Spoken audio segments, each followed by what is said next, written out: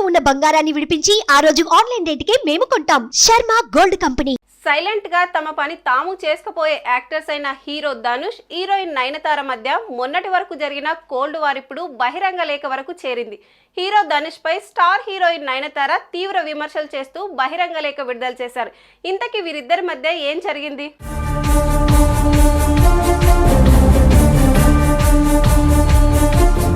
అసలు విషయానికి వస్తే నయనతార డాక్యుమెంటరీ నెట్ఫ్లిక్స్ రిలీజ్ చేయనుంది.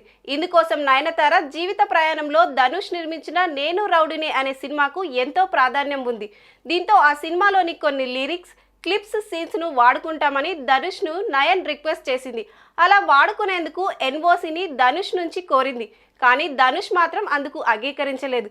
ఎన్నోసార్లు అడిగినా ధనుష్ పర్మిషన్ కాదు కదా, కన్సిడర్ కూడా చేయలేదు.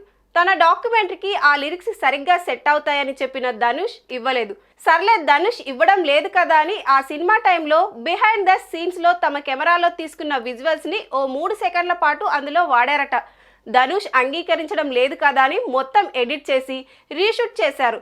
అలా 3 సెకండ్ల పాటు వాడుకున్నందుకు 10 కోట్లు కట్టమని ధనుష్ లీగల్ నోటీస్ పంపారు.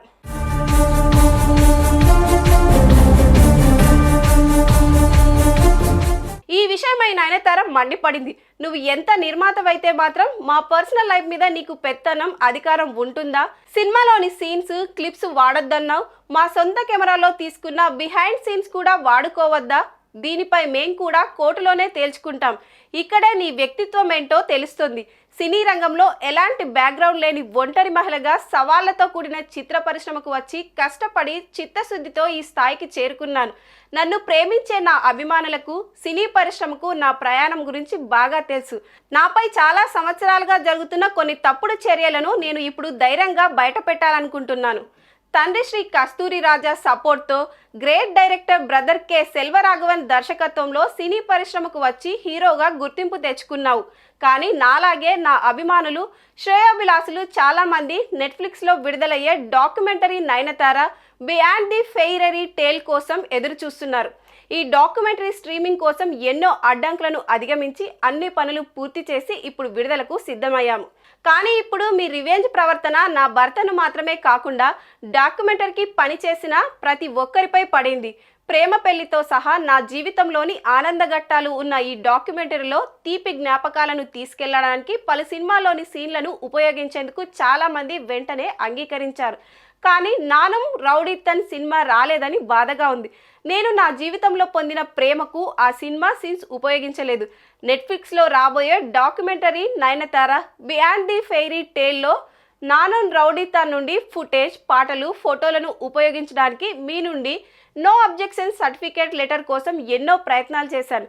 కానీ మా ప్రయత్నాలన్నీ విఫలమయ్యాయి. 2 ఏళ్లు వేచి చూసినా ఫలితం లేకుండా పోయి ఇప్పుడు విడుదలకు డాక్యుమెంటరీని రీషూట్ చేసి ఎడిట్ చేసి రూపొందించాం. నానం రౌడీతన్ పాటలు నేటికి అభిమానులు ఇష్టపడడానికి కారణం అందులో అద్భుతమైన సాహిత్యం. ఆ పాటలోని కొన్ని లైన్లను మేము డాక్యుమెంటరీలో ఉపయోగించకపోవడం ఎంత కలత కలిగిస్తుందో మీకు తప్ప అందరికీ అర్థమవుతుంది. ఇది కేవలం బిజినెస్ పరమైన లేదా చట్టబద్ధమైనదైతే నేను ఎన్ఓసి నిరాకరణను ఖచ్చితంగా అంగీకరించి ఉండేవాడిని. కానీ ఇది పూర్తిగా నా పట్ల ఉన్న మీ వ్యక్తిగత ద్వేషంతో చేసిన పనిని ఎలా ఒప్పుకోగలరు అంటూ బహిరంగ లేఖ విడుదల చేసింది నయన్.